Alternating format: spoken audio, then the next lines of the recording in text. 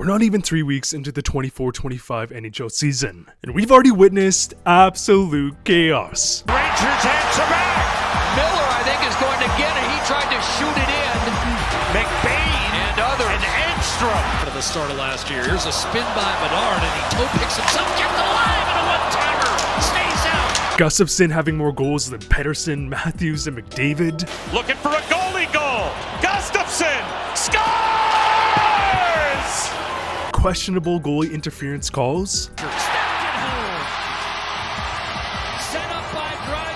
Video review, it was determined that there was goaltender interference. We have no goal. People thinking that Macklin Celebrini had the worst first goal in NHL history. For William Eklund, here is Celebrini pulling up, spinning, shoveling across. They score! But clearly they haven't seen Dorofeyev getting a puck off the schnozzle. When they bang away and a save on Carlson, rebound, they score! Bounces it off. I think it goes off of Jordan Binnington on this play here and comes back and hits Dorofeyev off of the head and into the net. Actually, you know what? That's an amazing first goal.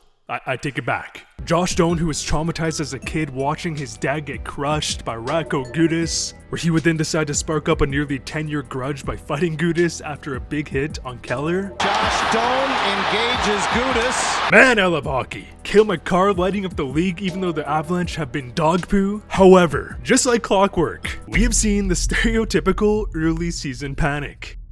Teams with playoff, if not Stanley Cup aspirations, have started the season looking like a dumpster fire. Or on the opposite side of the spectrum, teams who had no expectations have started the season with a near flawless record. So the question is, why? Does a bad start actually have dire consequences for some of these teams? And well, the answer was shocking. After making it to Game 7 of the Stanley Cup Final last season, the Edmonton Oilers have come out of the gate falling on their faces. In their home opener, they would get absolutely embarrassed by the Jets. Connor was a focus in the preseason, and Connor buries it to make it 5-0. But no, it doesn't stop there. We would then see Bedard score his first of the season. Off an Oiler turnover in the offensive zone, Teravainen would bring the puck up the ice. He would dish it to Bedard. Crisscrosses with Bedard. Wrist shot, score! And you might have missed it, but this right here is a great example of not only how Bedard has 50-60 goal upside, but it also showed how elite shooters will use the opposing defenders to his advantage. Pause it right here. Bedard with his head up would see the Edmonton defender committing to block his shot. But because Bedard's shot is so ridiculous, he would use Brett Kulak as a screen and shoot the puck both through him and Picard. This is with Bedard. Wrist shot, score! You can just tell from Picard's reaction time that he did not know what was coming, where Bedard would score the game-winning goal, and now stand with a 2-4-1 record. Abysmal for a team that just went to the Cup final. And because of this, I've heard not just fans, but reputable analysts say that Edmonton may have to hit the panic button. Now, don't get me wrong, it is very important for teams to have a strong start. But to say that they may have to hit the panic button 6 games into the season is just so absurd to me. On the opposite side of the spectrum, we have the Calgary Flames. Because after a dumpster fire of a season, most fans, including myself, thought that the Flames were destined to end at the bottom of the standings, yet the Flames have come out swinging. Drag move to the backhand, to the forehand, he scores! Connor Zary sifting his way through.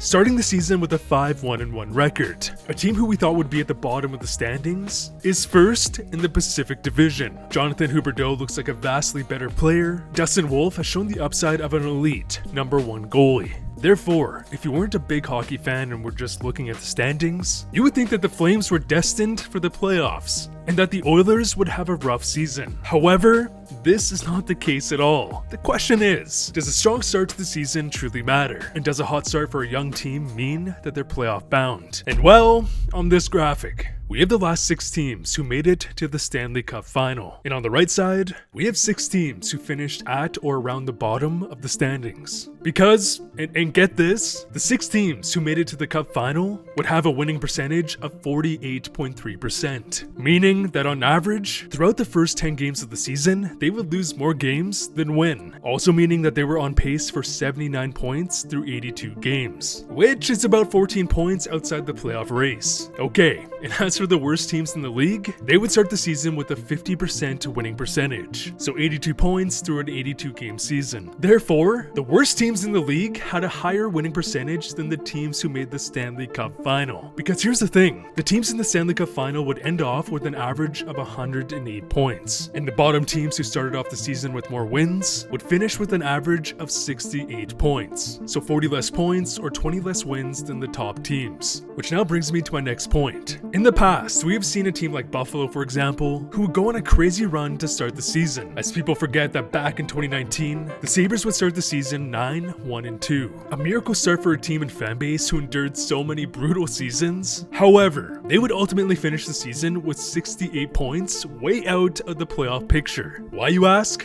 Even though the Sabres had some of the brightest young stars in the league, led by players like Dahlin, Sam Reinhart, Jack Eichel, this team had no veteran presence. No star player who not only dominated the regular season, but proved themselves in the playoffs. They did not have the knowledge and or experience to sustain their winning ways, which would cause them to see a massive drop-off around the 15 to 20 game mark. So let's go back to this graphic. Based on the hypothesis that a team not only needs star players, but older veterans to become true competitors, if we compare the average age of a roster, who do you think will be older? The teams that made the final or the teams who finished at the bottom? And well, I mean, the answer is obvious. It's the teams who made the final. The teams who made the final were consistently the older teams in the league. The bottom teams were the youngest, as the only team who went to the final who wasn't an older team was Colorado. And this right here helps us truly understand why some teams make those head-scratching free agency signings. Steve Yzerman has been getting bashed for this. Why sign a guy like Perron? Why go after Patrick Kane? It's simple. They have a team full of young stars, and they need those veteran players to make progress. Whereas, if you look at a team like Buffalo, on paper, this team seems to have superstars up and down the lineup. And I mean, they do. So much so that it's causing a logjam in development. However, they are one of the youngest teams we have ever seen, with the average age sitting around 24 years old. 6 years younger than the roster of Edmonton.